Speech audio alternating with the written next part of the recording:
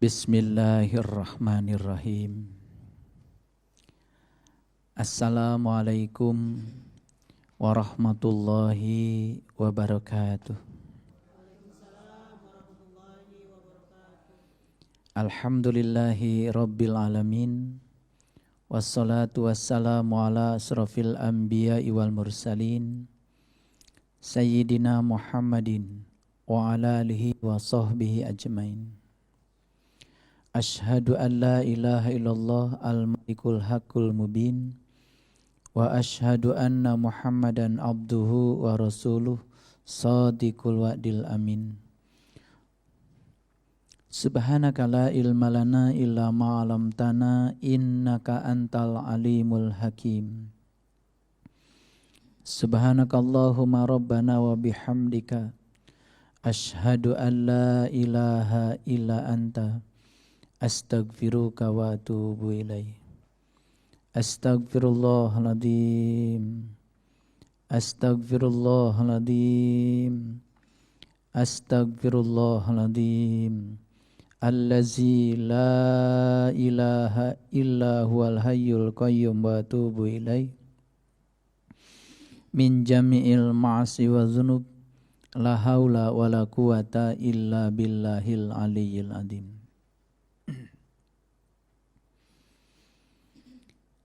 Kehidupan ini merupakan sebuah kehormatan yang diberikan Tuhan kepada kita. Mereka yang menyadari bahwa saat hidup Tuhan sedang melinggih dalam tubuhnya sebagai sebuah kehormatan, maka dia tidak akan pernah menyia-nyiakan kehidupan. Sebaik-baiknya manusia adalah yang berguna bagi dirinya sendiri dan orang banyak. Maka berlomba-lombalah untuk menjadi yang terbaik di mata Allah. Pikiran yang dianugerahi Allah, yang di dalamnya mengandung kecerdasan, itu merupakan sebuah sarana yang bisa meninggikan derajat manusia dibandingkan makhluk yang lainnya. Dan pikiran itu seperti parasut. Parasut itu baru berguna kalau terbuka. Ada orang yang latihan terjun payung. Kemudian saat di tengah perjalanan parasutnya tertutup. Maka orang itu pasti celaka. Tapi ketika parasutnya terbuka, ternyata parasut yang terbuka menyelamatkan orang itu. Sehingga dengan parasut yang terbuka dia bisa mengendalikan dirinya. Mau hinggap di mana, mau landing di mana, bisa dikendalikan dengan parasut yang terbuka. Pikiran yang tertutup biasanya sulit untuk diajak mengendalikan diri. Pikiran yang terbuka biasanya sangat mudah untuk diajak mengendalikan diri. Pertanyaan bagi pikiran adalah makanan yang luar biasa. Seperti makanan bagi tubuh kita. Tubuh kita kalau tidak diberikan nutrisi yang baik, biasanya tubuh kita juga sakit. Pikiran kalau tidak diberikan pertanyaan yang baik, yang bisa membebaskan dari kebodohan pikiran, pikiran juga akan sakit. Cuman sayang sekali banyak manusia yang tidak sadar kalau pikirannya sedang sakit. Padahal di dalam pikiran itu begitu banyak berjubel pertanyaan, rasa ingin tahu. Oleh karena itu, siapa yang paling berhasil memberdayakan pikirannya adalah mereka yang mengizinkan pikirannya untuk bertanya tanpa rasa takut. Karena pertanyaan bagi pikiran seperti kail yang dilemparkan ke laut menggunakan umpan. Kalau kita melemparkan kail pakai umpan ke laut, setidak-tidaknya ada harapan untuk mendapatkan ikan. Seberapa besar sih ikan yang akan kita dapat? Tergantung ya. Seberapa besar umpannya, seberapa baik kailnya, dan seberapa baik kualitas tali yang akan mengendalikannya. Oleh karena itu, di kesempatan yang penuh berkah ini, saya akan membuka pertanyaan untuk para sahabat sekalian yang memiliki keraguan-raguan di dalam kehidupan, yang memiliki kebingungan di dalam perjalanan hidupnya. Semoga Allah menjadikan saya sebagai kepanjangan tangannya untuk membebaskan segala keraguan yang mungkin menghinggapi pikiran dan perasaan para sahabat sekalian. Semoga pertanyaan yang dikemukakan nanti merupakan sebuah pertanyaan orang pada umumnya, sehingga siapapun yang mendengarkan dialog ini kemudian merasakan tercerahkan, karena pertanyaan itu adalah pertanyaan bersama. Sehingga jawaban yang dialirkan Allah semua juga jawaban untuk setiap orang yang memiliki pertanyaan yang sama. Sehingga hari ini kita bisa membebaskan diri kita sedikit demi sedikit dari alam kebodohan, dari alam kegelapan. Barangkali itulah pengantar sedikit dari saya sebelum saya mengizinkan para sahabat sekalian untuk menyampaikan unek-uneknya, pertanyaannya, dan semoga Allah mengizinkan kita semua untuk mendapatkan jawaban-jawaban yang mencerahkan. Untuk kesempatan yang pertama, silakan kalau ada yang mau bertanya, silakan. Silakan berdiri.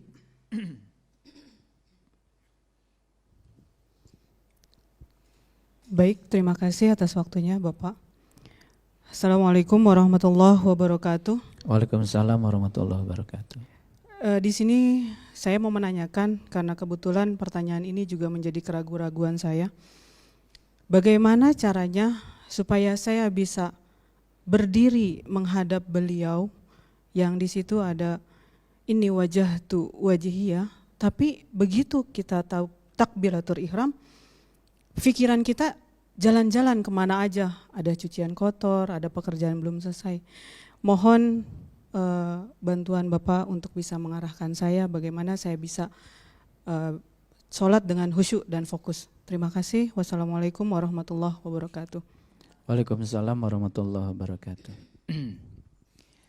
Pertanyaannya sangat bagus ya, pertanyaan yang sangat teknis.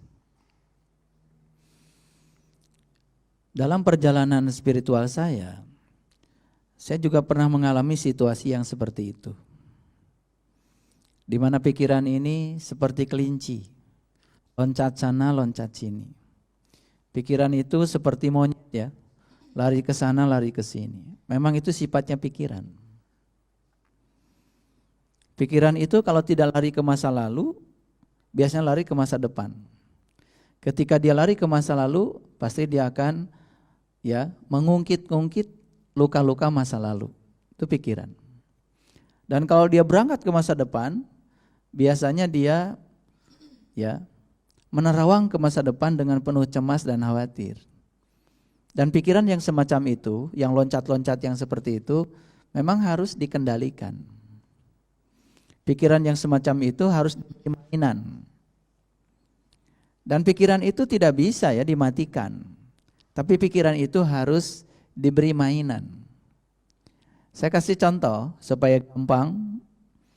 Kalau kita lihat anak kecil yang sedang tumbuh, usia 3, 4 tahun, 5 tahun, sedang tinggi-tingginya tuh egonya. Kalau dia sedang mengerjakan sesuatu, kemudian oleh kita dilarang, bukan berhenti dia.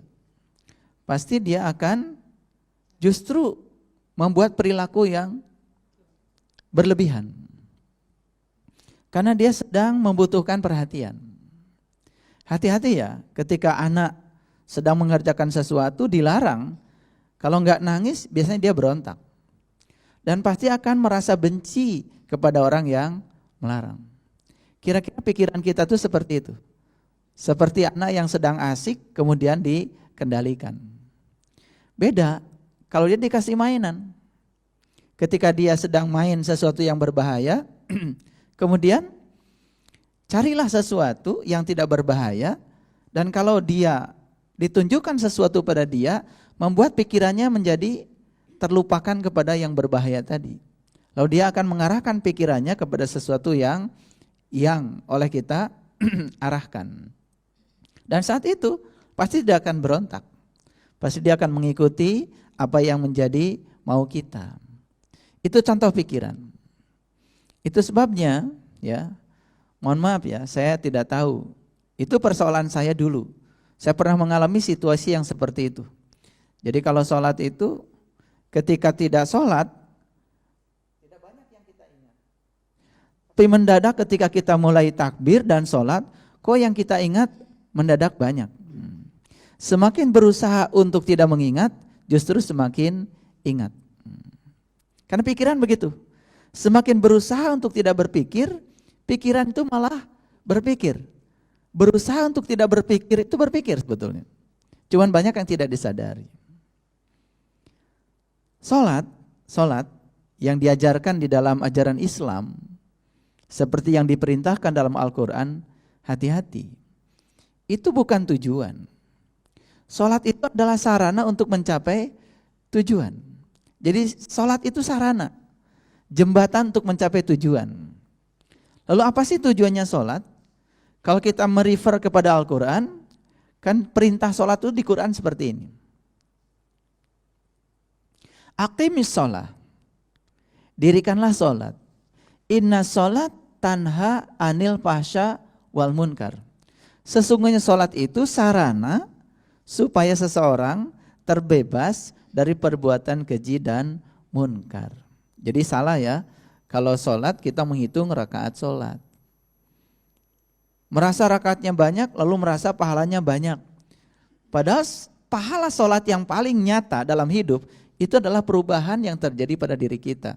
Ketika kesadaran kita semakin baik, ketika sudut pandang terhadap kehidupan semakin baik, baik sangka kepada Allah semakin naik, ketika kita bisa menerima perbedaan, ketika berhenti untuk menjustifikasi orang, itu dampak-dampak.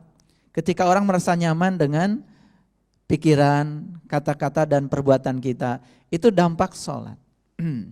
Lalu kenapa? Tadi kan keluhannya, kok saya ketika sholat, piring berantakan pun jadi teringat. Sesuatu yang tidak diingat sebelum sholat, ketika memulai sholat kok jadi ingat. Jangan-jangan masalah ini adalah masalah bersama ya.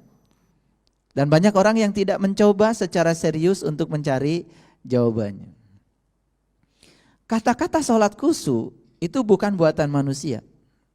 Itu buatannya Allah. Jadi mohon maaf ya, saya akan merefer pada satu surat supaya kita punya acuan. Jadi kalau kita belajar sholat khusyuk, itu biasanya acuannya ada di Quran surat Al-Baqarah yang pertama. Akan menunjukkan Quran surat Al-Baqarah ayat yang ke-45. Ada kata-kata yang sangat luar biasa di situ. Mari kita baca sama-sama. A'udzubillahi minasyaitonirrajim. Bismillahirrahmanirrahim. Wasta'inu bisabri wassalah wa innaha lakabiratun illa alal khasiin. Di situ ada kata-kata khusyuk. Minta tolonglah kepada Allah dengan sabar dan sholat. Jadi cara minta tolong yang diajarkan Allah di Quran itu bukan ya Allah tolonglah aku, bukan. Kata Allah minta tolong itu dua, sabar dan sholat. Jadi sabar itu sebetulnya cara minta tolong yang paling luar biasa, yang paling jitu. Tapi berapa banyak orang yang sadar bahwa sebetulnya minta tolong itu dengan sabar. Saya kasih contoh yang sederhana ya. Bapak Ibu, pernah enggak bersimpati kepada orang karena kesabarannya? Misalnya gini, ada kita punya teman, sesusah apapun dia enggak pernah menceritakan kesusahannya. Sesulit apapun dalam kehidupannya, dia tidak pernah menceritakan kesulitannya kepada kita. Semakin dia diam dan tidak menceritakan kesulitannya, padahal kita tahu dia sulit, coba kita saja, kita nih manusia, punya rasa simpati enggak sama orang itu? Rasa simpati itu muncul karena kesabarannya. Berarti sabar yang ditunjukkan dia sebetulnya cara dia minta tolong sebetulnya. Dan kesabaran itu bukan untuk kita loh. kesabaran itu untuk dirinya sendiri, lalu Allah yang maha sabar tiba-tiba memberikan intuisi kepada kita, karena di dalam diri kita juga ada bagian dirinya Allah, lalu kita menjadi bersimpati. Sebenarnya itu simpatinya Allah kepada dia lewat kita. Makanya minta tolonglah dengan yang pertama dengan sabar. Yang kedua, minta tolonglah dengan sholat. Jadi kalau kita merefer kepada Al-Quran, minta tolong yang luar biasa, yang tidak disadari oleh kita itu cuma dua. Satu sabar, dua sholat. Sekarang saya mau tanya, seberapa banyak sih kita mempraktekkan ini? Biasanya kalau minta tolong kita langsung aja, tolong dong saya. Betul nggak? Padahal Al-Quran mengatakan minta tolong itu dua saja, sabar dan sholat. Tetapi yang demikian ini menjadi amat sulit. Illa alal khosiin, kecuali bagi orang-orang yang sudah mencapai tingkatan khusyuk. Dan saya ingin kasih tahu, khusyuk itu bukan konsentrasi. Khusyuk itu juga bukan menjadi lupa dunia. Karena banyak yang kemudian berpersepsi salah. Mohon maaf ya, ibu tadi yang bertanya sama saya. Ada orang yang bertanya juga sama saya begini, Pak, saya kadang-kadang kalau sholat itu khusyuk, kadang-kadang tidak khusyuk. Pertanyaan saya, apa yang dimaksud dengan khusyuk? Pokoknya kalau saya sholat itu saya lupa, gak ingat apa-apa. Lah, gak ingat apa-apa tentang dunia tidak identik dengan khusyuk yang dimaksud dengan Al-Quran. Hati-hati loh. Tidak ingat apa-apa yang di dunia tidak identik dengan khusyuk yang dimaksud dalam Al-Quran. Karena ada lanjutannya. Siapa orang yang bisa khusyuk? Nah, di ayat yang selanjutnya, ayat yang ke-46, kemudian Allah berfirman seperti ini. Siapa orang yang khusyuk itu? Allazina yadunnuna annahum mulaku rabbihim wa annahum ilaihi rajiun. Jadi orang yang khusyuk itu adalah orang yang yakin bahwa dia akan jumpa dengan Tuhannya. Saya terjemahkan apa adanya ini. Karena ada kata-kata mulaku rabbihim. Liqa itu bahasa Arab, suka atau tidak suka, terjemahan bahasa Indonesia adalah jumpa. Mulaku rabbihim berarti jumpa dengan Tuhan. Jadi ternyata khusyuk itu adalah sebuah kondisi yang diawali dengan proses perjumpaan. Nah, dimensi perjumpaan tentu saja sangat luas. Jangan terperangkap oleh kata-kata seperti saya berjumpa dengan ibu bapak sekarang. Dimensi perjumpaan kita ini, dimensi perjumpaan yang bersifat material. Dalam sebuah ruang dan waktu yang sama. Sedangkan Allah itu kan tidak terkungkung oleh konsep ruang dan waktu. Makanya hati-hati ya menjustifikasi kata berjumpa. Oleh karena itu untuk ya mengalami proses perjumpaan itu, disitulah tidak bisa kita kemudian berjalan sendiri. Disitulah perlu tuntunan seorang guru. Makanya harus mencari guru supaya tidak salah. Karena belajar spiritual tanpa guru, ikutannya adalah setan. Itu berbahaya. Jadi kalau begitu apa itu khusyuk? Khusyuk itu adalah sebuah kondisi yang terjadi, kondisi spiritual yang dimulai dengan proses perjumpaan. Kata siapa? Ini bahasa Quran. Bukan bahasa persepsi kita. Itu dulu. Nah, kalau kita merefer kepada Nabi Muhammad, beliau kan dalam hadis mengatakan, "Shallu kama ra'aitumuni usolli." Salatlah kamu sebagaimana kau lihat aku salat.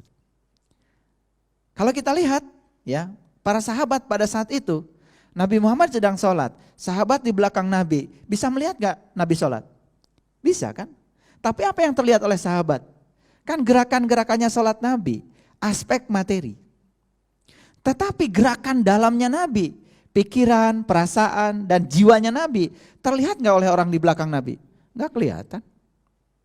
Tetapi Nabi bilang, "Shallu kama ra'aitumuni usolli." Salatlah kamu sebagaimana kau lihat aku salat. Hati-hati. Banyak orang yang kemudian merasa puas ketika melihat orang lain salat, kemudian dia salat, dikiranya sudah salat. Padahal baru melihat aspek luar, aspek gerakan-gerakan tubuh. Aspek dalam tidak kelihatan. Jadi kalau begitu bagaimana supaya kita tahu sholatnya Nabi dalamnya seperti apa? Para sahabat di zamannya tentu saja bertanya langsung pada Nabi. Rugi dong kalau gitu kita tidak hidup sejaman dengan Nabi? Tidak. Karena Nabi sudah bilang, ilmuku sudah aku wariskan kepada para pewarisku. Makanya kemudian Nabi bersabda, al ulama warasatul anbiya. Sudah ada orang-orang yang mewarisi ilmunya Nabi. Siapa itu? Ya tentu saja yang sederhana. Kalau Nabi itu sholat, siapa pewaris ilmunya Nabi tentang sholat? Bukan orang-orang yang hanya tahu gerakan sholat luar, yang sering diperdebatkan oleh kebanyakan orang. Begitu gerakan sholatnya beda, kemudian kita mencaci maki orang lain, bahkan mengatakan sah tidak sah, batal tidak batal, kan begitu. Seperti kita yang paling tahu. Padahal sesungguhnya inti sarinya sholat di dalam Al-Quran. Kalau kita merujuk kepada Quran surat Toha ayat 20. Innani anallah la ilaha illa ana fa'budni wa aqimis sholata li zikri. Sesungguhnya aku adalah Allah, tidak Tuhan selain aku. Sembahlah aku dan dirikanlah sholat untuk mengingat aku. Bagaimana proses mengingat itu terjadi?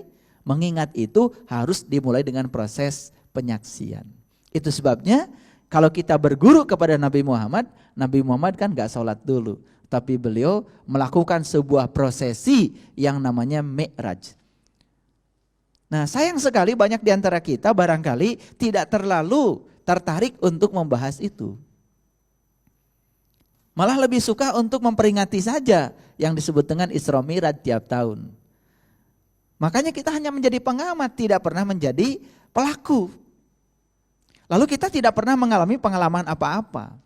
Harusnya timbul pertanyaan, apa sih yang mendasari Nabi Muhammad itu kemudian mendeklar sebuah prosesi agung yang disebut dengan Isra Mi'raj. Ternyata setelah itu kemudian beliau diperintahkan sholat. Ternyata prosesi ini terjadi juga sama Nabi Musa. Diabadikan dalam Quran surat Toha. Nabi Musa juga sebetulnya mengalami prosesi itu, cuma namanya barangkali bukan Mi'raj.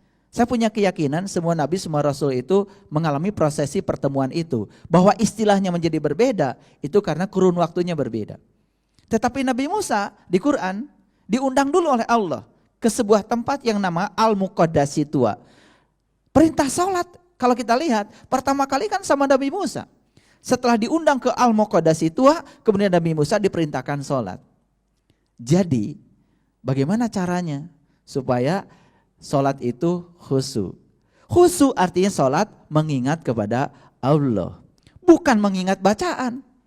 Ada juga yang mengatakan yang penting sholat itu supaya khusyuk, fokus aja pada bacaan.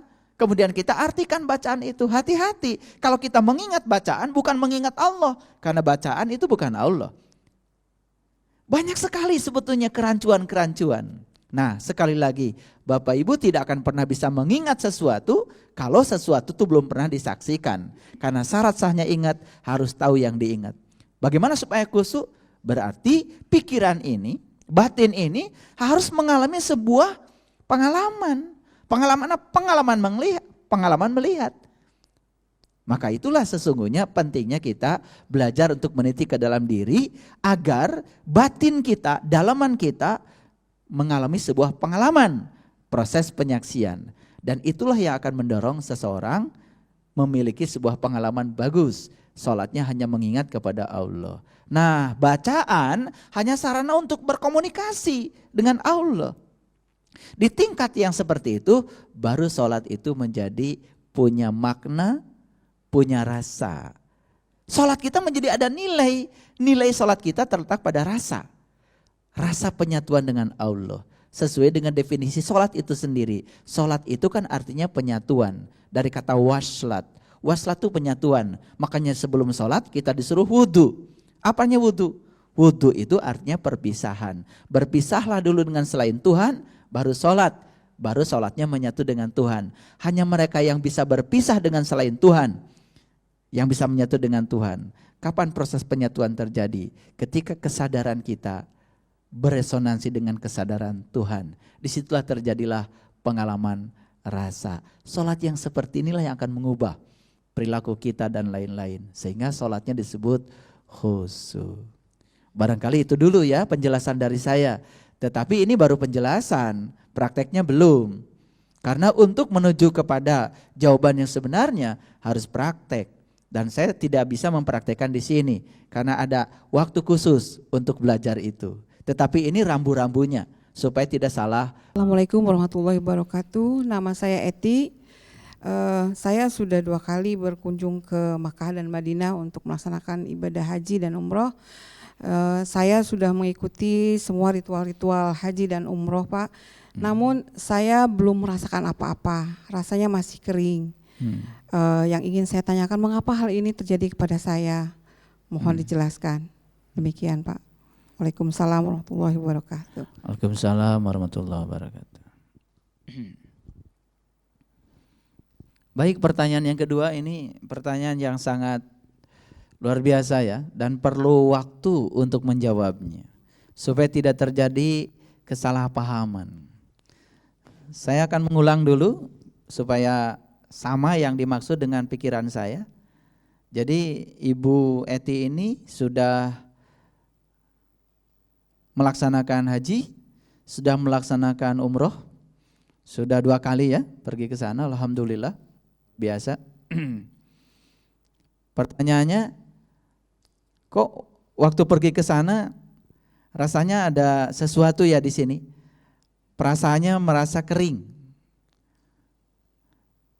Harusnya kan pergi ke sana harusnya basah ya, harusnya penuh dengan energi kelembutan. Tapi kok perasaan itu muncul? Baik, semoga tidak banyak yang mengalami ini, hanya Bu Eti saja. Tapi kalau ada yang lain yang mengalami ini, semoga jawaban saya yang akan saya sampaikan menjadi jawaban edukasi untuk menimbulkan sebuah kesadaran. Kering itu kan sebetulnya istilah yang muncul dari ketidakadaan rasa. Bukan kering seperti tidak ada air kan sebetulnya. Ketidakadaan rasa. Rasanya gersang barangkali itu ya Ibu Eti, bukan kering ya, gersang. Gersang. Jadi rasanya gersang. Nah, kegersangan itu mungkin karena ketidakadaan rasa. Nah, kenapa tidak ada rasa? Karena rasa itu kan dimensi dalam dari diri kita. Nah, ketika tidak ada rasa, berarti barangkali dugaan saya, barangkali semua ritual yang dilakukan di sana semata-mata hanya ritual tubuh. Ritual luar, ritual material, sehingga tidak melibatkan rasa. Kenapa itu terjadi? Kenapa itu terjadi? Disinilah sebetulnya perlu penyelaman ke dalam. Mohon maaf ya, apakah Ibu tahu waktu pergi ke sana, baik haji atau umroh ya, apa sih tujuannya haji itu? Jangan-jangan pergi ke sana mau haji, tapi nggak tahu tujuan haji. Pokoknya ada orang muter di Ka'bah, muter aja.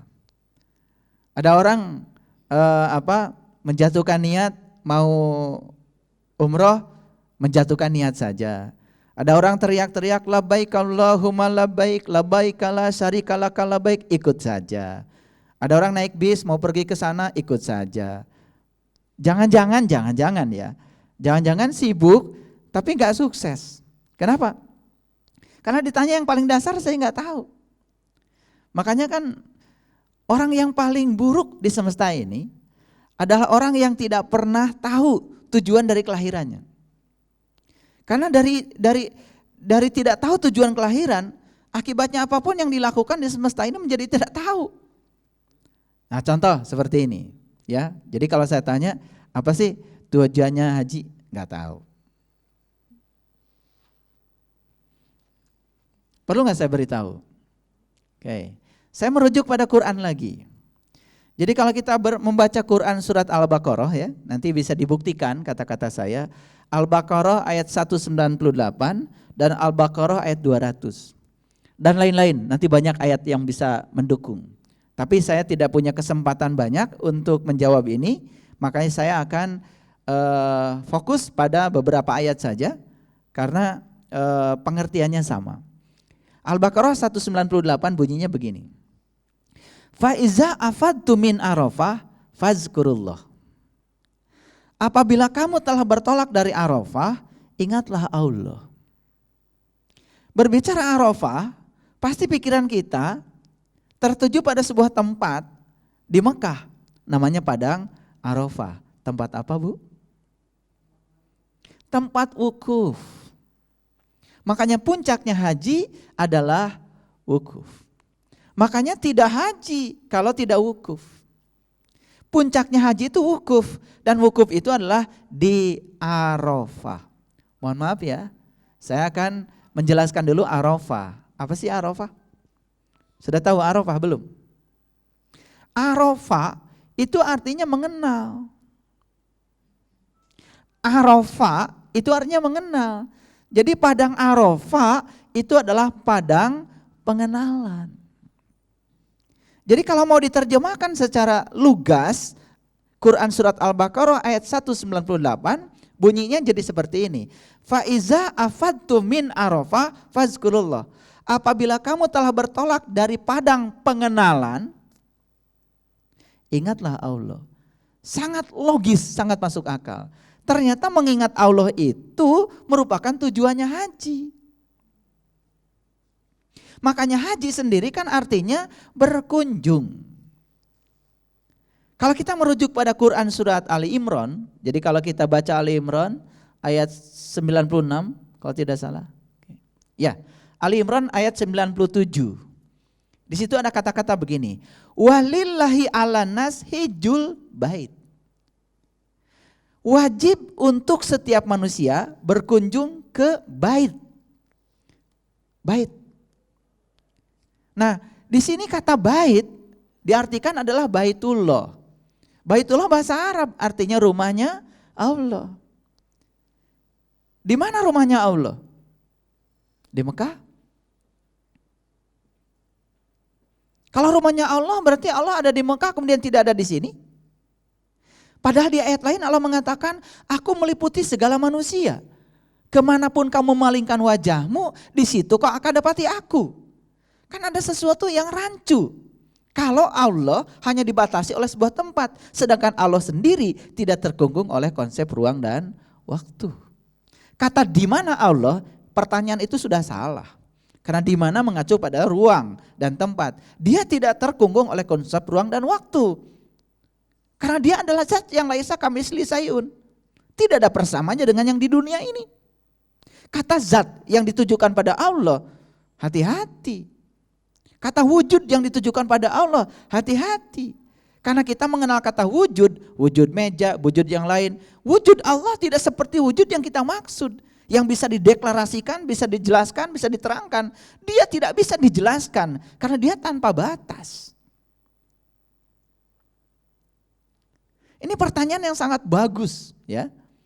Apa tujuannya haji tadi? Mengenal Allah. Sekarang kita coba gunakan akal pikiran kita. Mengenal dulu, apa berjumpa dulu? Kan sebelum kita mengenal, kan berjumpa. Kalau menggunakan kata-kata leluhur kita di tanah Jawa, witing tresno, jalaran, soko kulino. Timbulnya rasa cinta itu karena sering bertemu.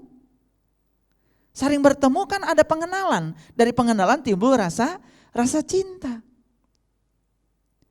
Jadi kalau begitu tujuan haji bukan sekedar mengenal. Karena sebelum mengenal harus berjumpa. Berarti tujuan haji yang paling utama kan sebutnya adalah perjumpaan. Makanya wajib setiap manusia berkunjung ke rumah Tuhan. Walillahi ala nas hijjul bait. Bagi siapa kewajiban ini terjadi? Manis tato'a ilaihi sabila. Bagi mereka yang tahu jalannya. Sabil itu jalan. Kalau sabil itu jalan besar. Kalau torik itu jalan kecil. Makanya kalau ibu bapak lagi haji, lagi umroh, kalau menghalangi jalan di Masjidil Haram atau di mana saja, biasanya para askar bilang, torik. Maksudnya itu jalan, kamu jangan berdiri di situ. Torik itu jalan. Makanya banyak orang yang menempuh Tuhan melewati sebuah jalan. Torik jadi torikoh. Itu jalan juga. Tapi di sini tidak cerita torik, cerita sabil. Sabil itu jalan tol, jalan besar. Wajib setiap manusia berkunjung ke rumah Tuhan bagi yang tahu jalannya. Lalu apa kalau begitu rumah Tuhan yang namanya Baitullah? Kita tidak bisa menggunakan persepsi kita. Oleh karena itu saya akan memunculkan satu hadis qudsi yang berbunyi seperti ini. Langit dan bumi tidak akan cukup menampung zatku, tapi kalbunya orang yang beriman, itulah rumahku. Ternyata Allah mengatakan kalbunya orang yang beriman, itulah sebenar-benarnya rumah Allah. Masuk akal karena Allah mengatakan aku bersamamu, lebih dekat padamu dari udat nadi lehermu. Nah kalau begitu Allah dekat, dekat. Kalau gitu rumahnya dekat, dekat. Bagaimana dengan rumah Allah yang di sana? Itu juga rumah Allah, tetapi itu secara syariat, itu secara simbolik. Dan Allah tidak ada di situ. Kalau masuk ke Ka'bah juga Allah tidak ada di situ. Di dalam Ka'bah itu yang ada cuma kegelapan saja. Tetapi kalau kita bisa masuk ke rumah Allah yang sesungguhnya, yang bernama kalbu, tidak ada kegelapan di situ. Kita di situ akan merasakan betapa luar biasanya. Karena apa? Disitulah kita akan berkenalan dengan nur ala nur. Itu yang diabadikan dalam sebuah kitab yang dikarang oleh Imam Al-Ghazali, nama kitabnya Mishkatul Anwar. Di dalamnya cerita tentang pengalaman spiritual yang diabadikan dalam sebuah ayat, yaitu surat An-Nur ayat 35. Kalau dibaca itu dalam sekali. Dan itu tidak bisa dijelaskan. Lagi-lagi harus dipraktekkan. Kalau begitu rumah Allah tidak ada dua. Satu yang jauh, satu yang dekat. Nah, saran saya pada ibu, kalau ingin merasakan rasanya berhaji, rasanya berumroh, kunjungi dulu rumah yang paling dekat di sini. Baru kita berkunjung ke sana, saya jamin di sana kita akan merasakan energi yang luar biasa dahsyatnya. Bukan sekedar muter di Ka'bah, bukan sekedar lari-lari antara Safa dan Marwah, bukan sekedar melempar 7 batu, bukan sekedar itu, bukan sekedar upacara, tapi ada aspek rasa yang muncul di sana. Nah, ketika kita sudah meniti ke dalam diri, kita bisa membaca seluruh simbol-simbol yang ada di sana. Kenapa? Ya, tawafnya mesti lingkaran. Kenapa kalau kita mau sa'i harus mulainya dari Safa, Marwah, Safa, Marwah, dan berakhirnya di Marwah. Apa itu Safa? Apa itu Marwah? Kenapa laki-laki lari? Kenapa perempuan jalan? Kenapa laki-laki pakai kain ihram? Kenapa perempuan tidak pakai kain ihram? Semua pertanyaan-pertanyaan tentang haji akan bisa dijawab. Karena apa? Semua simbol-simbol di sana sebutnya adalah itu rambu-rambu untuk meniti ke dalam diri. Baru di dimensi itu kita akan bisa mencapai puncaknya haji. Puncaknya haji adalah mengingat kepada Allah. Fa iza afadtu min Arafah fazkurullah. Bahkan di ayat itu dikatakan wa in kuntum min qablihi laminaddallin. Jika kamu belum bisa mengingatnya, sungguh kamu termasuk orang-orang yang sesat. Quran surat Al-Baqarah ayat 198. Nah, di Al-Baqarah ayat 200 ditegaskan lagi. Apa penjelasannya? Kalau Bapak Ibu baca surat Al-Baqarah ayat 200 bunyinya seperti ini.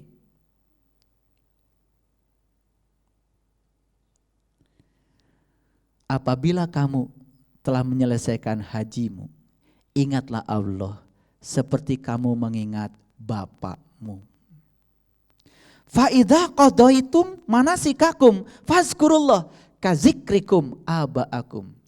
Apabila kamu sudah menyelesaikan hajimu, ingatlah Allah seperti kamu mengingat bapakmu sendiri. Mengingat Allah, bagi yang sudah tahu, semudah kita mengingat orang tua kita sendiri. Quran surat Al-Baqarah ayat 200. Nah, baru dimensi rasanya akan masuk.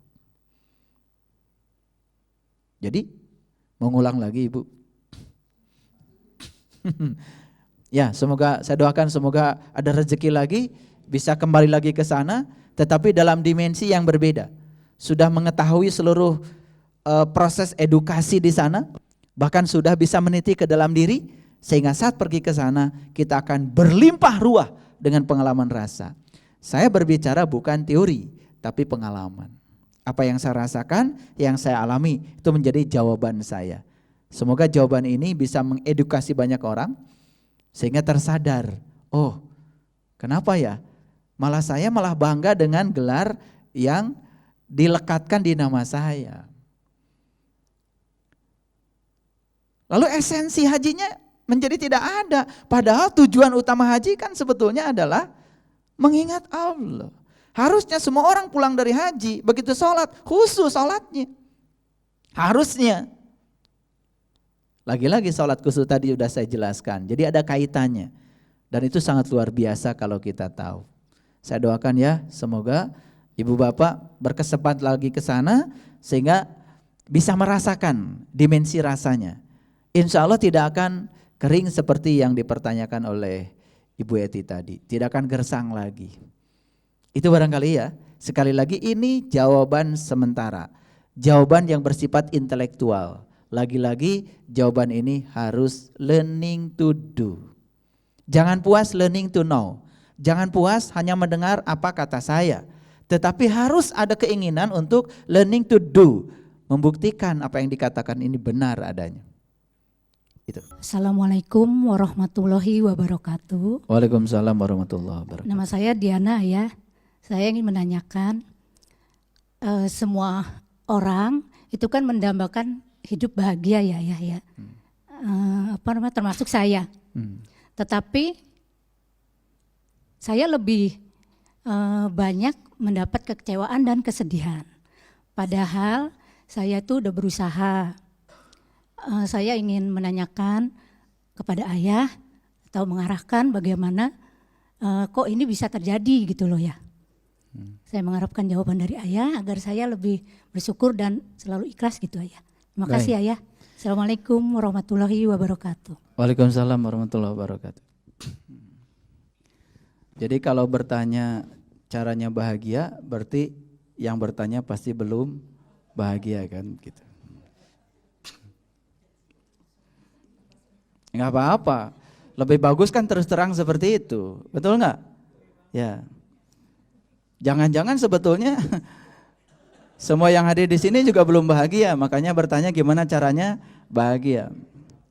Karena saya pernah dalam sebuah sesi pelatihan, sebelum saya memulai pelatihan motivasi, kemudian saya bertanya pertanyaan begini, siapa di ruangan ini yang ingin bahagia? Ternyata satu ruangan semua acungkan tangan, dan saat itu memang saya bilang, memang saya pas hadir di sini. Kenapa? Karena saya sedang bertemu dengan orang-orang yang penuh duka. Karena begitu ditanya siapa yang ingin bahagia, semua acung tangan. Berarti belum bahagia kan? Gak apa-apa, itu pertanyaan yang sangat jujur. Kenapa? Jujur itu mahal ya. Daripada terus-menerus menyembunyikan ketidaktahuan kita, lalu kita menjadi sibuk tapi gak sukses. Gitu. Jadi pertanyaan Ibu Diana tadi, ya mungkin pertanyaan banyak orang ya. Mungkin pertanyaan saya juga. Saya sudah berusaha hidup untuk mencari kebahagiaan, tetapi bahagia yang didambakan tuh kok nggak datang.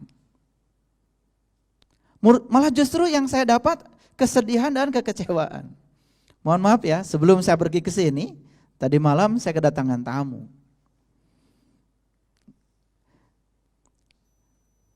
Dan kemudian beliau melaporkan pada saya, baru saja katanya beliau itu kumpul dengan teman-temannya, habis mendiskusikan bahagia itu apa. Jadi ini kejadiannya kok jadi nyambung ya. Terus saya tanya, menurut Bapak bahagia itu apa? Beliau mengatakan begini, menurut saya bahagia itu apabila kita bisa keluar dari kesulitan. Saya bilang, aduh bahaya itu. Bagaimana kalau hidup kita sulit terus?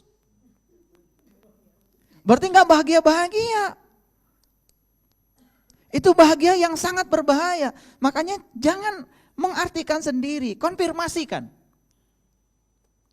Bayangkan kalau hidup kita sulit terus, berarti tidak bahagia. Mungkin ada yang lain pernah saya temui, Menurut ibu bahagia apa? Kalau suami saya udah baik lagi sama saya pasti bahagia. Emang suami ibu kemana? Sekarang sudah gak baik sama saya. Gimana kalau gak balik-balik dan tidak baik seperti yang ibu harapkan? Berarti ibu terus menerus tidak bahagia? Baru mikir, oh iya juga ya. Saya tanya mahasiswa saya, kalian kapan bahagia? Nanti Pak, kalau sudah selesai wisuda dan dapat bekerja. Saya cuma bertanya sama mahasiswa saya, bagaimana kalau kamu usianya tidak sampai wisuda? Berarti kan kamu mati dalam keadaan tidak bahagia. Karena bahagia nunggu wisuda. Atau bahagia nunggu punya kerja. Nah inilah sebetulnya kita banyak mengartikan bahagia dengan cara-cara yang keliru. Saya ingin kasih tahu dulu, bahagia itu bukan tujuan saja, tapi bahagia itu juga adalah perjalanan. Jadi bahagia itu ya perjalanan, ya tujuan. Kenapa? Orang yang mengerjakan sesuatu dalam keadaan tidak bahagia, saya yakin tidak akan pernah sukses.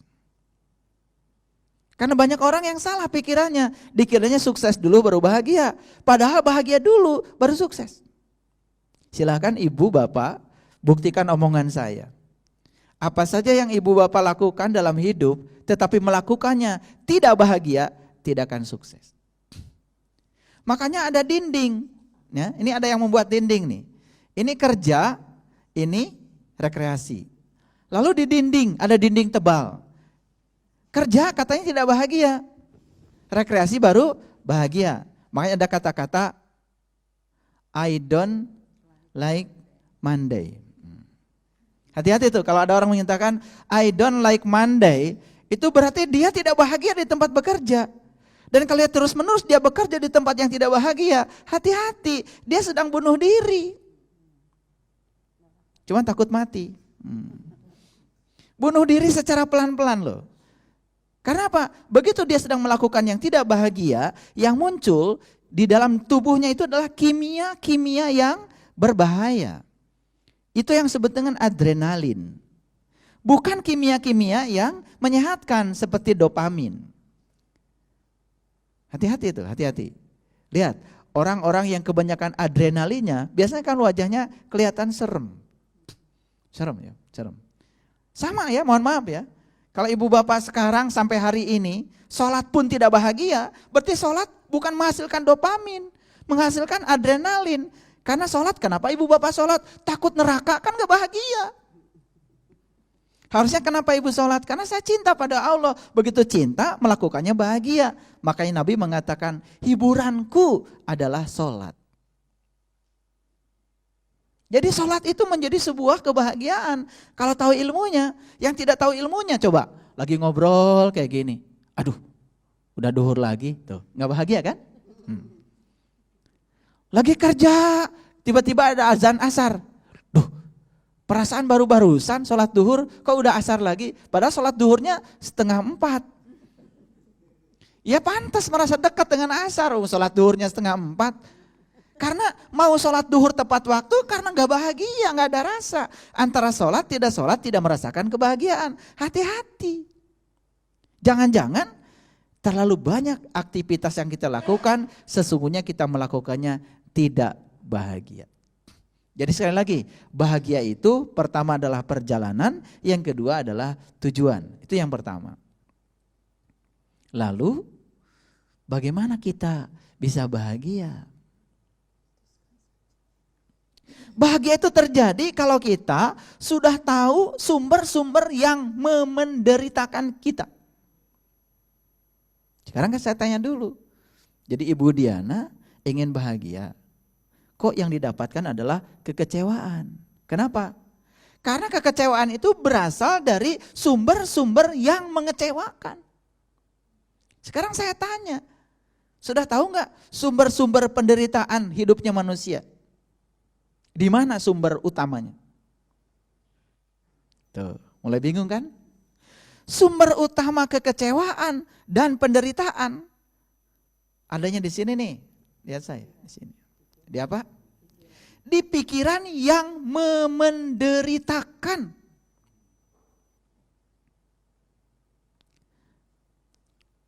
Pikiran siapa yang memenderitakan? Pikiran yang di dalamnya itu ada dua. Satu, kekurangan pengetahuan. Dua, kesombongan. Orang sombong itu dijamin gak bahagia. Orang yang suka memamerkan harta itu dijamin gak bahagia. Justru dia sedang menutupi dengan pameran hartanya, ingin dipandang orang bahagia. Padahal ketika dia pameran dengan hartanya, dia sedang menunjukkan bahwa itu dia tidak bahagia. Cuman ditutup seakan-akan bahagia. Jadi di mana sumber penderitaan manusia? Di sini. Pikiran. Pikiran yang seperti apa? Pikiran yang selalu menendang dan mencengkram. Kapan kita menendang? Saat mendapatkan yang tidak diinginkan. Kapan kita mencengkram? Saat mendapatkan yang diinginkan. Sekarang saya tanya, ibu bapak, kalau mendapatkan yang tidak diinginkan, pasti tidak bahagia. Kalau tidak punya pengetahuan, kan kita mengira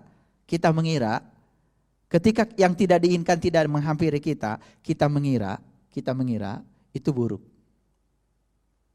Padahal kalau kita kembalikan pada tujuan kelahiran kita, kan yang paling tahu tujuan kelahiran kita kan Allah.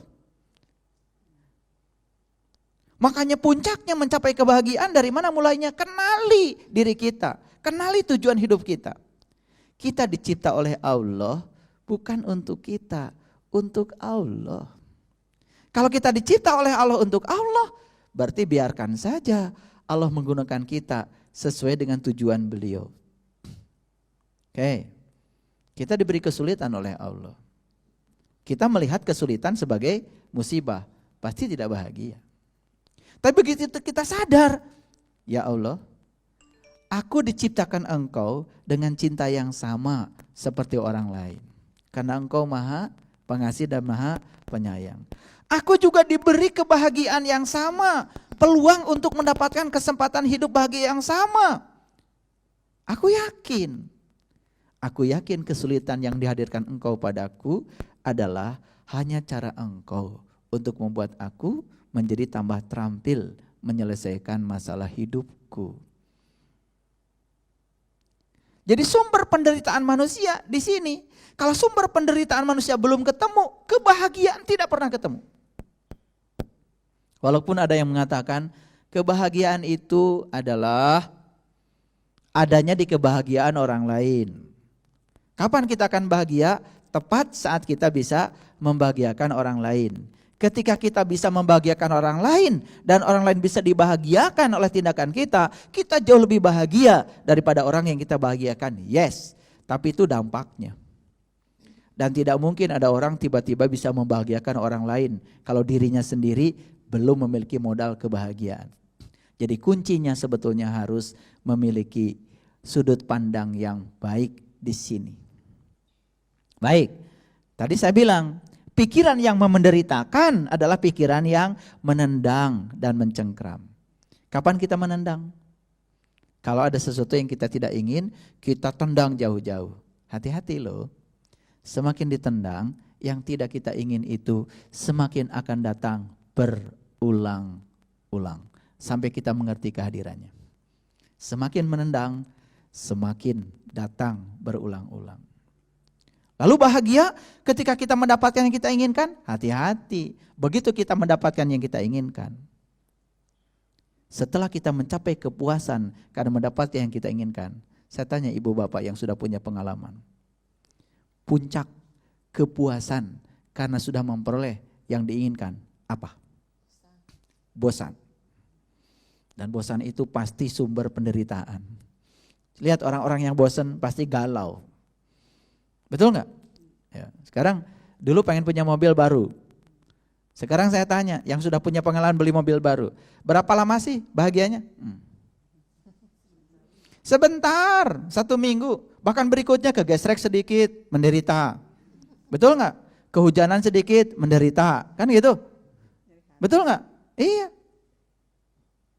Iya. Lagi jalan-jalan di mall, menderita. Kenapa? Dikit-dikit lihat mobil. Takut hilang. Dulu nggak punya mobil, jalan-jalan di mall bahagia. Kok setelah punya mobil, jalan-jalan di mall nggak bahagia? Diajak ngobrol sama orang juga pikirannya kemana? Ke mobil aja terus. Kan menderita. Itu baru tingkat yang pertengahan. Apalagi kalau sudah melekat pada yang sudah kita miliki. Semakin takut kehilangan yang kita miliki, semakin menderita. Jadi sebetulnya menendang membuat kita menderita. Mencengkram pun membuat kita menderita.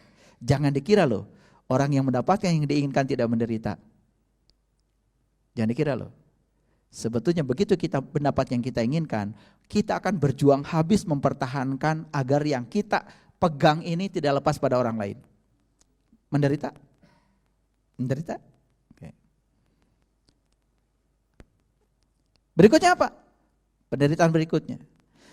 Tadi mempertahankan supaya yang kita dapat itu tetap di tangan kita. Berikutnya apa? Mulai mencintai. Maka takut kehilangan. Maaf ya, penderitaannya orang yang tidak punya uang itu susah. Dan penderitaannya orang yang punya uang takut kehilangan uang. Sebetulnya kalau kita mau masuk ke dalam, penderitaannya sama.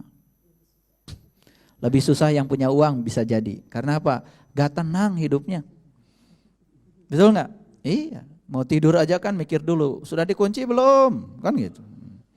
Betul gak? Pagar, udah dikunci belum? Kan gitu. Betul gak? Satpam ada gak? Tangan jauh. Awas ya, jangan ngantuk. Mau tidur, aduh takut satpam ngantuk, bangun lagi. Menderita gak?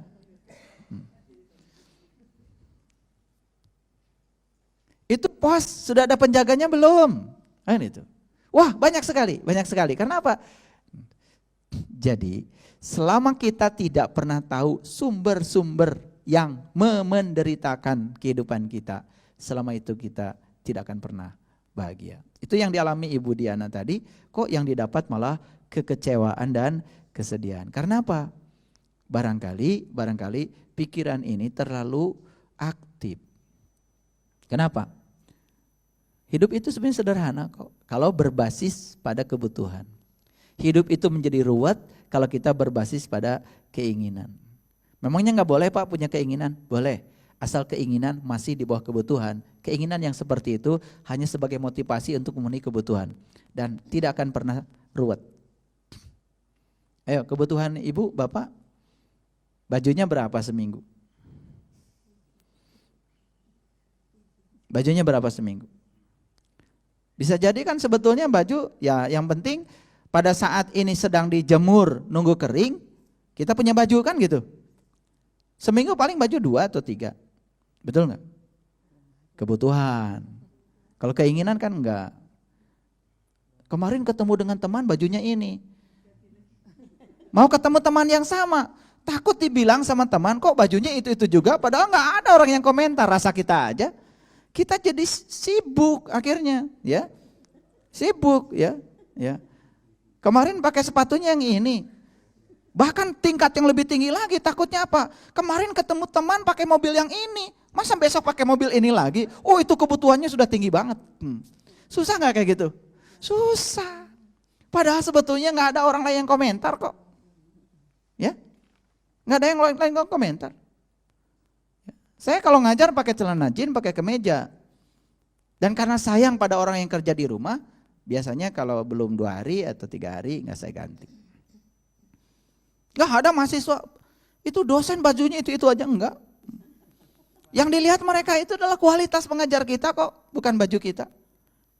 Sebaliknya ketika bajunya ganti-ganti malah mahasiswa komentarnya apa di evaluasi PBM, itu dosen lebay katanya. Betul nggak? Karena beda kebutuhannya. Baik, jadi sekarang semakin jelas ya. Semakin jelas. Saya kasih tahu Ibu Diana, jalan hidup kita itu ada 4. 1, suka. 2, duka. 3, lara. Dan yang keempat, kematian. Suka itu segala sesuatu yang kita ingin dalam hidup, itu 25%. Duka, lara, dan kematian yang tidak kita inginkan, dan itu 75%. Jadi saya ingin kasih tahu, dalam hidup kita lebih banyak yang akan terjadi yang tidak kita inginkan. Bayangkan kalau nggak punya ilmunya. Makanya pikiran ini bekali dengan pengetahuan. Pengetahuan apa yang harus dijajali pikiran? Pertama, kenapa saya lahir di Indonesia? Kenapa saya lahir di Bekasi? Kenapa saya lahir dari ibu yang itu? Kenapa saya lahir dari ayah yang itu? Kenapa anak-anak yang didekati dengan saya kok yang ini? Tidak ada yang kebetulan. Begitu kita bisa menemukan hakikat dari kelahiran kita, maka kita akan menemukan hakikat dari kehidupan kita. Begitu kita sadar bahwa sebenarnya tujuan kehidupan kita bukan untuk kita, tapi Allah sedang menggunakan kita, ikut saja maunya Allah, mengalir bersama keinginannya Dia tanpa ada penolakan. Kita lama-lama bisa melampaui dualitas tadi, tidak menendang, tidak mencengkram. Yang ada di sini adalah keikhlasan untuk menerima segala dualitas apa adanya. Apapun yang terjadi, anggap itu kebenaran. Apapun yang terjadi, walaupun diingini atau tidak diingini, anggap itu kebenaran. Karena itu terjadi karena izin Allah. Tangkap pesan di baliknya. Tangkap pesan di baliknya. Begitu kita bisa menangkap pesan di baliknya, saya jamin pesan itu akan mengayakan pikiran kita. Sudut pandang terhadap sesuatu menjadi positif. Positifnya sudut pandang, itulah sumbernya kebahagiaan.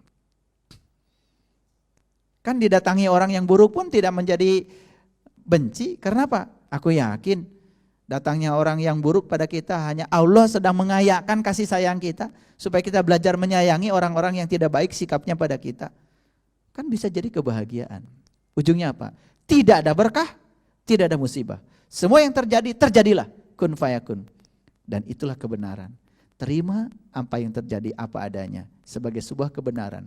Karena di balik itu ada pesan-pesan yang sedang dipesankan Allah pada kita. Disitulah kita baru bisa mulai meniti kebahagiaan. Itu. Ini pertanyaan-pertanyaannya luar biasa. Sulit-sulit ya dijawab. Sehingga saya harus mendeskripsikan jawabannya ya supaya semuanya bisa tidak puas. Tapi setidak-tidaknya sudah mendapatkan gambaran. Oh, pantesan selama hidup yang saya dapat adalah kekecewaan dan penderitaan. Kenapa? Lupa bahwa sebetulnya kita hidup dengan pikiran yang memenderitakan. Nah, pikiran yang memenderitakan itu dua. Karena di pikiran ini satu tidak ada pengetahuan. Yang kedua apa? Yang kedua ada kesombongan. Akibatnya kan kehidupan kita, pikiran kita menjadi tolol. Mohon maaf. Jadi kuncinya itu. Nah, di mana sumber kebahagiaan? Sumber kebahagiaan adanya pada Allah. Karena Allah itu tidak pernah tidak bahagia. Di setiap saat, di setiap apa, bagi Allah itu indah. Semuanya baik-baik saja. Yang terjadi, terjadilah. Kenapa? Karena Allah sudah bisa menerima dualitas dan melampaui semuanya. Nah, kita ini sering terjebak oleh dualitas dan belum bisa melampauinya. Itulah sumber penderitaan. Sulit untuk bahagia. Ya, jadi yang tidak punya uang sedih, yang punya uang juga sedih. Yang tidak punya uang susah, yang punya uang juga susah. Kesusahannya kira-kira sama. Bisa jadi yang banyak uang malah lebih susah.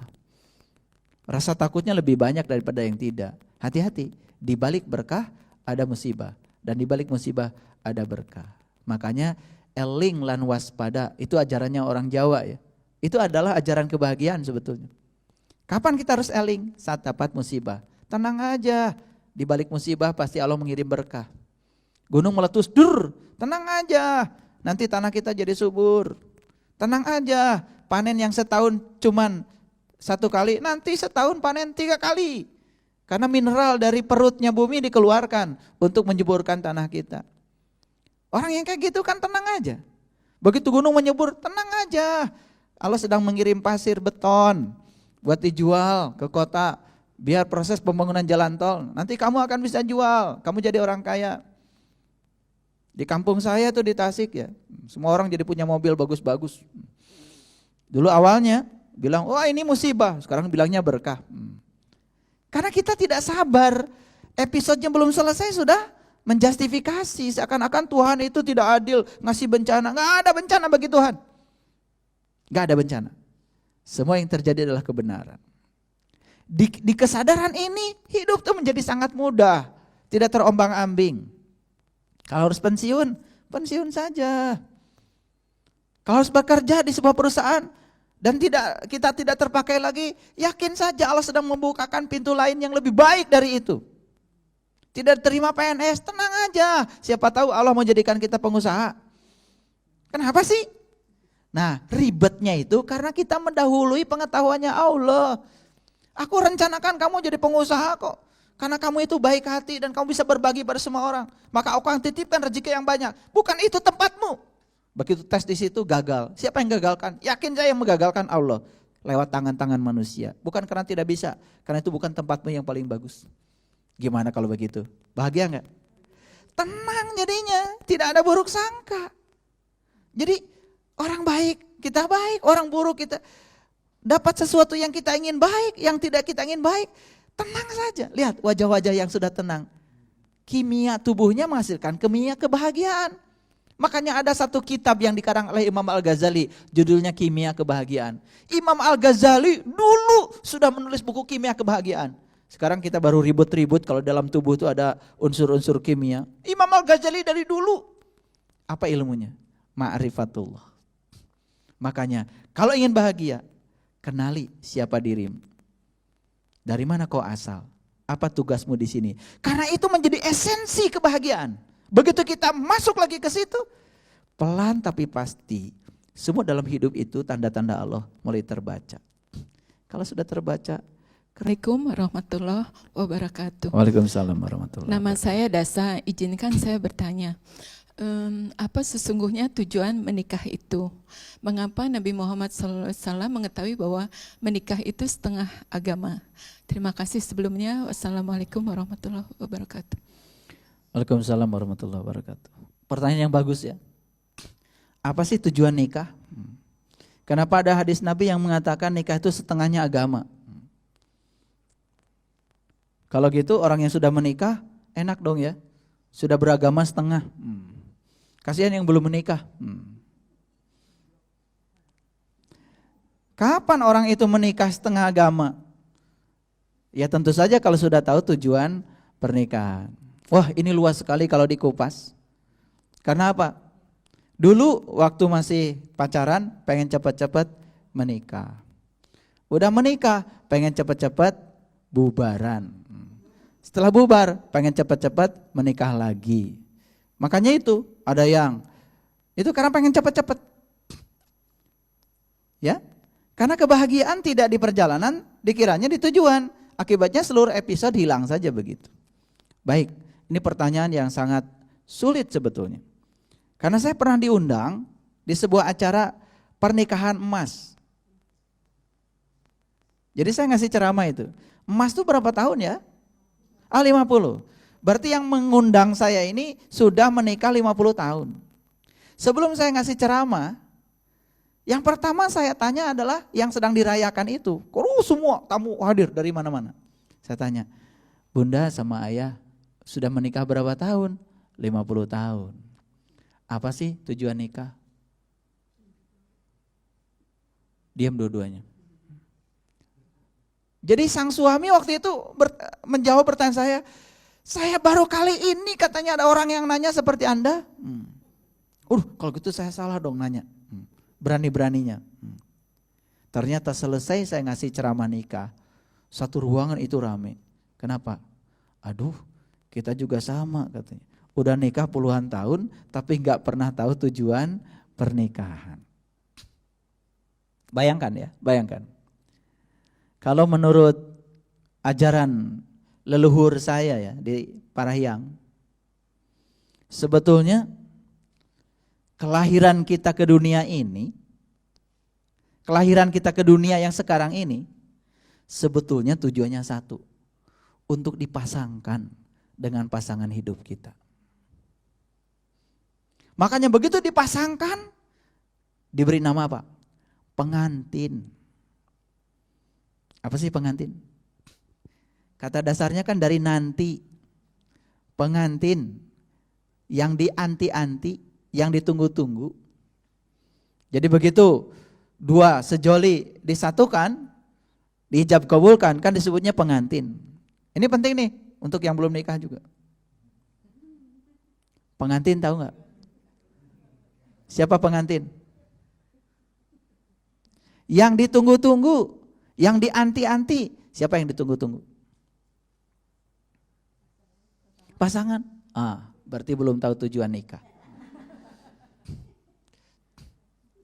Yang ditunggu-tunggu, yang dianti-anti itu bukan pasangan.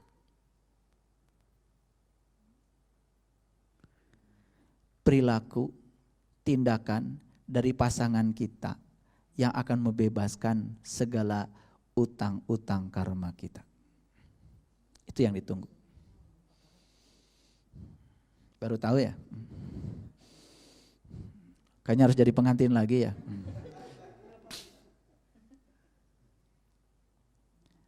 Makanya coba perhatikan.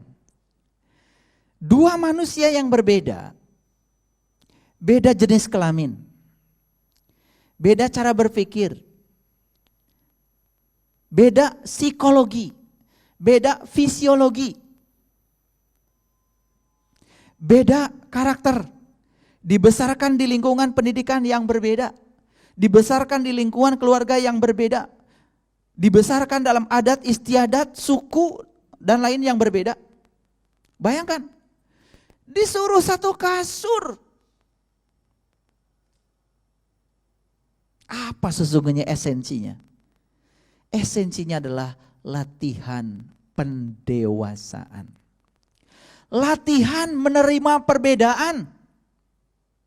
Latihan menghormati perbedaan. Disitulah sebetulnya sakinah, mawadah, warahmah itu adanya. Jadi buat apa tujuan nikah? Tujuan nikah yang paling utama. Nikah adalah sarana pulang. Sarana pulang. Jalan pulang kita kepada Allah. Kan sebetulnya akhir dari perjalanan di pernikahan itu apa? Masing-masing pulang, bisa bareng-bareng. Tapi bisa satu-satu. Saya dengan istri saya bisa bareng-bareng pulangnya. Tapi bisa juga gantian. Mungkin saya dulu, mungkin istri saya dulu. Tapi setelah sekian lama digembleng untuk saling menerima perbedaan. Disitulah keikhlasan itu dilatih. Makanya sangat masuk akal kalau nikah itu setengah agama. Karena apa? Berat kalau nggak tahu ilmunya. Apa yang terjadi? Umumnya dalam sebuah pernikahan, masing-masing pasangan memaksakan pikiran dan kehendaknya masing-masing pada pasangannya. Akibatnya apa? Akibatnya macam-macam. Saya dikirimi WA dari teman saya. Katanya di dalam rumah tangga itu, laki-laki itu seperti raja kalau dicatur. Dan perempuan itu katanya seperti ratu. Kenapa? Laki-laki itu langkahnya sedikit sekali. Raja kan langkahnya paling satu langkah, penuh dengan beban. Beda dengan ratunya. Ada luncur di sana, surut, surut gitu kan. Bisa benar, bisa enggak sebetulnya. Yang ketawanya yang paling kenceng kayaknya itu tuh ratu-ratu yang suka serut gitu kayak dicatur gitu ya. Suaminya jadi raja aja, langkahnya terbatas. Kenapa? Karena saling menindas. Yang perempuan merasa berhasil berumah tangga ketika bisa mengendalikan laki-lakinya. Yang laki-laki pun merasa berhasil berumah tangga ketika bisa mengendalikan perempuannya. Disitulah neraka itu. Saling menindas, ujung-ujungnya saling menyakiti. Ada kan yang bilang ke saya, Pak, kalau saya sabar Pak, sabar. Gosoknya agak dalam. Itu sebetulnya gak bisa menerima kenyataan. Cuman apa? Cuman gak berani berontak. Karena tidak berdaya. Orang yang sabar karena bisa menerima kenyataan, wajahnya sumringah. Udah melampaui segalanya. Tapi kalau sabar itu sebetulnya belum sabar itu. Cuman tidak berdaya. Sekarang saya tanya nih sama ibu-ibu, bapak-bapak yang sudah menikah ya, puluhan tahun. Tahu nggak ukuran otak pasangan kita? Berarti kita gagal kan saling mengenal? Begitu kita gagal saling mengenal, kita akan gagal memperlakukan. Gini, saya sudah tahu sifat istri saya seperti ini. Ketika sifatnya keluar, sudah aja dia mau sifatnya. Ini maksud saya. Istri saya juga tahu sifat saya ketika saya melakukan sesuatu yang dia juga tahu itu sudah sifat suami saya. Jangan berusaha merubah serigala makan rumput. Susah itu. Makanya coba perhatikan ya. Menurut penelitiannya John Gray, laki-laki dan perempuan itu ukuran otaknya berbeda. Perempuan tuh otaknya lebih kecil daripada laki-laki, tapi bekerja 10 kali lebih berat daripada laki-laki. Kenapa? Karena antara otak kiri dan otak kanan ada namanya corpus callosum. Akibatnya perempuan itu kalau berpikir berputar antara otak kiri dan kanan. Laki-laki strictly tidak ada corpus callosum, kiri atau kanan itu laki-laki. Dimensi rasa dengan dimensi logika itu terpisah. Perempuan enggak, rasa dengan logika nyampur. Makanya keluhan semua perempuan apa coba? Suami saya kok enggak punya perasaan banget. Itu keluhan perempuan. Seluruh dunia sama dari hasil riset. Dan keluhan laki-laki juga sama. Kalau ditanya, kenapa sih? Istri saya tuh kok enggak ngerti banget. Yang satu enggak punya perasaan banget, yang satu enggak ngerti banget. Beda apa? Beda referensi. Yang satu represinya rasa, yang satu represinya logika. Tapi pernah enggak ini dibicarakan secara serius dalam rumah tangga? Enggak pernah. Makanya namanya juga rumah tangga. Rumah itu tempat berlangsungnya kehidupan. Di situ ada suka, di situ ada duka. Di kamar kita bahagia, di tengah rumah mungkin penderitaan atau kesedihan sudah menunggu.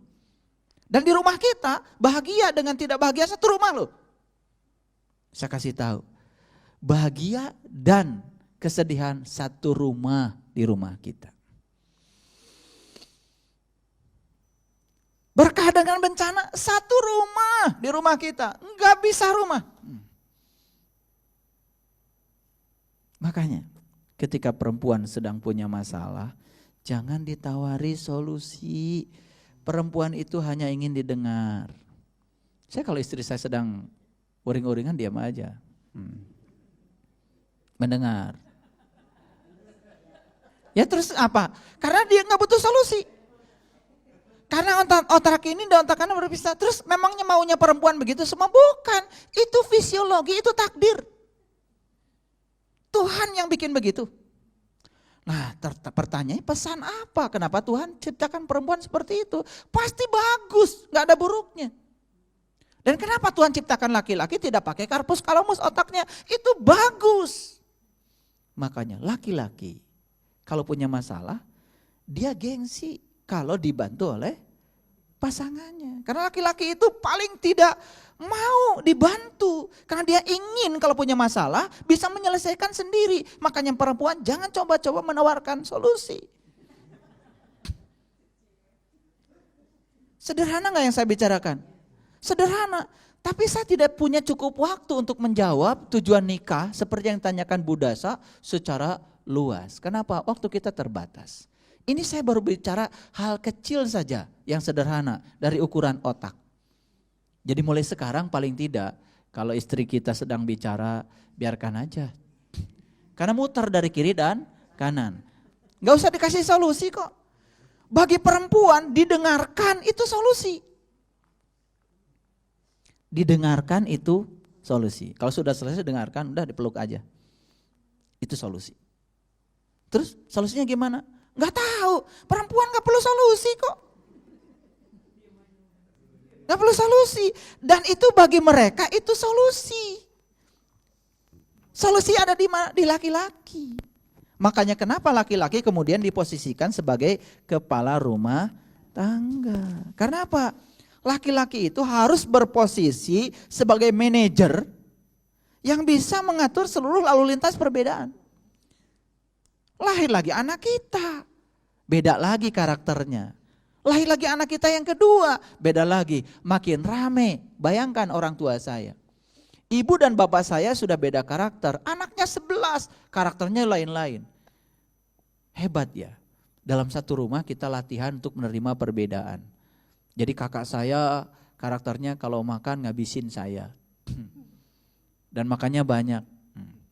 Kalau saya suka ngalah aja terus. Tapi memang harus begitu. Jadi jangan berpikir dalam satu rumah semua baik. Bambu saja nggak lurus semua kok. Lalu kenapa ada bambu yang tidak lurus? Itu kesempurnaan. Kesempurnaan bukan satu rumah semua sukses. Hati-hati. Kesempurnaan itu adalah pada saat kita bisa menerima kesuksesan dan kegagalan dengan cara yang sama. Hati-hati loh. Saudara kita yang tidak sukses di rumah kita, siapa tahu dia yang mensukseskan kita. Kenapa? Karena kita memikirkan saudara saya ini lemah. Saudara saya ini perlu bantuan dan dia tidak bisa berdiri sendiri. Mungkin Allah bisa lewatkan rezekinya untuk dia lewat saya. Berarti saya harus sukses. Jadi suksesnya saya, kan ada yang tidak sukses. Jadi hati-hati. Disitulah indahnya kehidupan kalau kita bisa melihat semua yang terjadi adalah kebenaran. Biarkan dia terjadi apa adanya. Ambil pesannya. Jadi tidak perlu ribut. Malah sesama saudara saling menyalahkan. Makanya kita, kenapa kalau punya masalah, kemudian masalah kita semakin besar? Karena kita sering berfokus pada masalah. Tidak berfokus pada solusi. Ketika gagang pintu patah, nggak usah tanya, siapa yang mematahkan ini? Marah-marah, dicari kesalahan. Nggak perlu. Kalau sudah patah kan solusinya cuma satu. Beli gagang pintu yang baru, pasangkan, kan gitu. Sederhana, sesederhana itu. Kan tetap habis marah-marah siapa yang salah juga tetap ujung-ujungnya harus diganti gagang pintu. Kenapa kita tidak langsung ganti gagang pintu? Daripada kita terus-menerus mencari siapa yang salah. Karena mencari siapa yang salah tidak membuat gagang pintu menjadi bagus lagi. Itulah sebetulnya banyak di antara kita yang tergoda untuk membiarkan diri kita terjebak dalam situasi yang lebih sulit.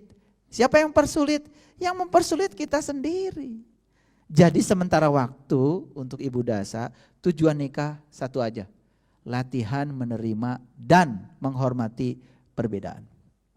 Ketika kita sukses menerima perbedaan, disitulah kedewasaan kita akan tumbuh. Saya dengan istri saya beda kesukaan di masakan. Dia sukanya yang manis, saya sukanya yang asin. Gampang sebetulnya, ya. Waktu masih netral itu sayur, ya buat saya kasih asin agak banyak. Buat istri saya kasih gula agak banyak. Selesai kan, bikin 2 mangkok. Cuma modalnya mangkoknya jadi 2. Daripada mangkoknya 1. Pokoknya kamu kalau sudah jadi suami saya, kamu tidak boleh banyak nawar. Kamu harus ikut saya sukanya asin, kamu juga harus. Begitu, wah itu neraka. Nah mohon maaf, saling menyakiti dalam sebuah rumah. Awalnya dari apa? Karena masing-masing tidak pernah saling mengenal. Makanya pacaran dalam tradisi Islam, ta'aruf. Sayang sekali ta'arufnya tidak pernah dalam dimensi dalam dimensi luar. Ta'arufnya bukan dalam dimensi tadi. Hanya ta'arufnya bapak anak siapa, kerjanya apa. Cuman itu aja ta'arufnya. Penghasilannya berapa, warisannya ntar kira-kira apa. Kan gitu ta'arufnya. Makanya banyak yang menerima pasangannya karena ada apanya. Bukan apa adanya. Begitu ada apanya, bersiap-siaplah kecewa. Seperti pertanyaan Bu Diana, mau bahagia malah gak jadi. Ya, dulu waktu pacaran pengen cepat-cepat menikah. Setelah menikah pengen cepat-cepat berpisah. Dikiranya kalau berpisah, mencari yang baru akan mendapatkan yang lebih baik. Kenyataannya tidak. Semua yang mencari harapan mencari yang baru, yang lebih baik, biasanya mendapatkan yang kira-kira yang sama. Karena apa? Belum selesai dengan satu karakter, kita akan diberi karakter yang sama. Itulah kehidupan, akan diberikan yang sama. Atau paling tidak diberikan yang lebih buruk. Itu saja.